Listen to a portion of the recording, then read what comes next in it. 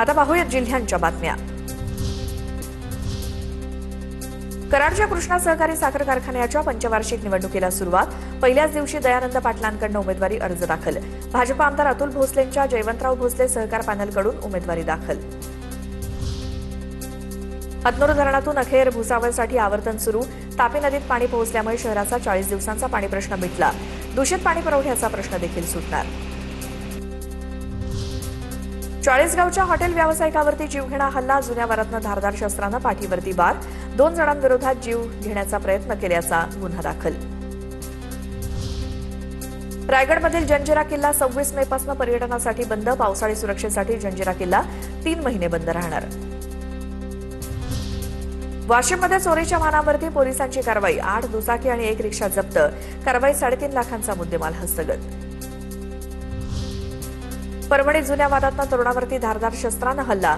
तरुणाचा धारदार शस्त्रानं मनगटापासून हात कापला। हल्ल्यानंतर आरोपी फरार झाल्याची माहिती। सोहेल पठाण असं जखमी तरुणाचं नाव।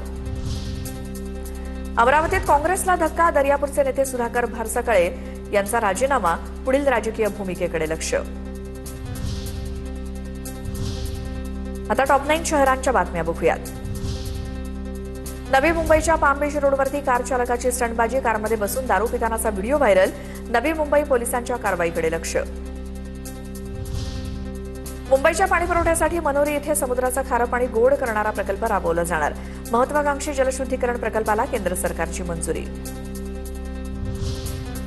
मुंबई अहमदाबाद महामार्गावरती भीषण अपघात। 13 जणांचा मृत्यू। साखरपुड्यासाठी निघालेल्या वऱ्हाडाचा ट्रकचा भीषण अपघात। ट्रकमध्ये 100 पेक्षा अधिक लोक असल्याची माहिती। अमरावतीच्या वरोड तालुक्यातील पुसली धरणात बुडून 3 भावंडांचा मृत्यू। कालपासून 3ही सख्खी भावंड बेपत्ता होती। मूल धरणात आंघोळीला किंवा मच्छी मारण्यासाठी गेल्याचा अंदाज। व्यावसायिकाच्या छळाला कंटाळून युवकाची आत्महत्या। भंडाऱ्यातली घटना। व्हिडिओ शूट करून जीबी क्लबचे मालक ललित सिंग बैस यांच्यावरती आरोप। स्वतःचा व्यवसाय वाढवण्यासाठी बैस यांनी त्रास दिल्याचा आरोप। बदलापुरात जनगणनेच्या कामात हलगर्जीपणा करणाऱ्या 5 जणांवरती गुन्हा दाखल। आदेश देऊन सुद्धा कर्तव्यावरती हजर न राहिल्यामुळे कारवाई। वारंवार नोटीस देऊन आणि फोन करून संबंधितांकडून प्रतिक्रिया नाही।